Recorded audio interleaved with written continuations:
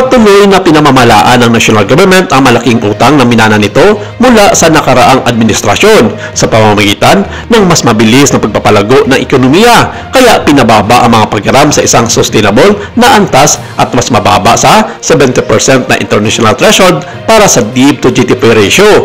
Nagmana ang administrasyong Marcos Jr. ng napakalaking 12.79 trillion pesos na utang na maupo ito noong 2022. Sa pagtatapos ng October 2025, ang kabuuang natitirang utang ng pambansang pamahalaan ay umabot sa 16.75 trillion pesos na medyo mas mababa kaysa sa karamihan ng mga bansa sa Asia. Ayon sa pinabagong data ng National Treasury, ang kabuuang utang ng Japan ay nasa 485.94 trillion. Ang Singapore ay nasa 53.68 trillion. Ang South Korea ay nasa 46.89 trillion. Ang Indonesia ay nasa 31.37 trillion. At ang Thailand ay nasa 17.75 trillion.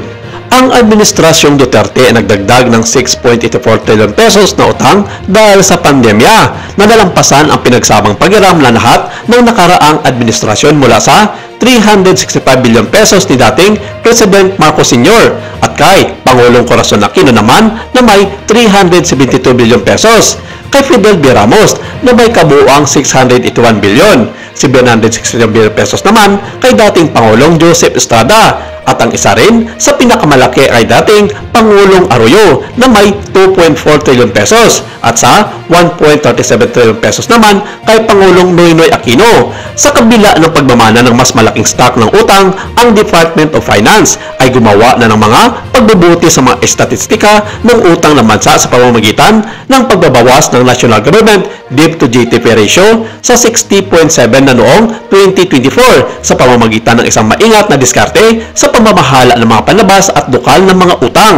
Sa patuloy na paglaki ng ekonomiya na umabot sa higit makumulang 36.8 trilyon noong 2024 kumpara sa mga obligasyon nito, ang bansa ay nanatiling matatag sa landas upang bawasan ang national government debt to GDP ratio sa ibaba ng 60% sa pagtatapos ng termino ng Pangulo. Sa pagtatapos ng October 2025, ang domestic na utang ng bansa ay patuloy na bumubuo sa karamihan 69.22% ng kabuang stock sa mga utang, habang ang mga panlabas na obligasyon ay nagkakalaga lamang ng 30.8%. Dahil ang isang malaking bahagi ng paghiram ay natiling lokal, nangangahulugan ito na ang mga pagbabayad ng interes ay binabalik sa ekonomiya. Sa ilalim ng pamumuno ni Kalihim Ralph J. Recto, ang Bureau of Treasury ay nagpapatibay ng isang 80-20 ratio na diskarte sa paghahalo ng paghiram pabor sa mga lokal na mga lender upang suportahan ang pagpapaunlad ng mga lokal na pamilyan ng kapital at pag-anim ng mga panganib sa foreign exchange.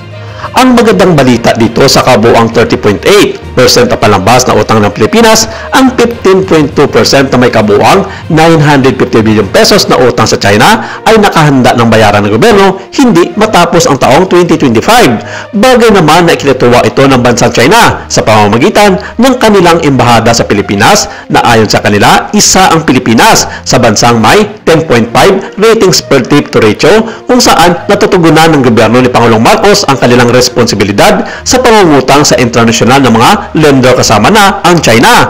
Sa pinaigting na pagsisikap ng Department of Finance sa pangangasiwa ng buwis, ang mga koleksyon ng buwis ay patuloy na nagdalagay ng dubling digit sa pagtaas ng nagbibigay daan sa pamahalaan na punduhan ang mga prioridad na programa at proyekto ng Pangulo nang hindi nagpapataw ng mga bagong buwis sa mga tao at pinapanatili ng maayos ang paglaki ng utang sa napapanatiling antas.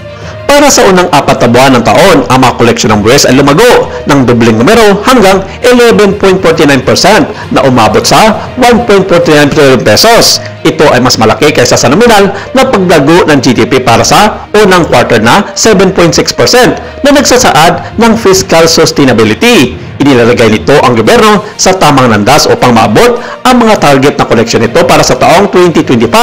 Partikular, ang Bureau of Internal Revenue o BIR ay nakakolekta ng 1.92 billion pesos noong katapusan ng buwan ng Oktubre, 14.50% naman na mas mataas kumpara sa parehong panahon noong nakaraang taon.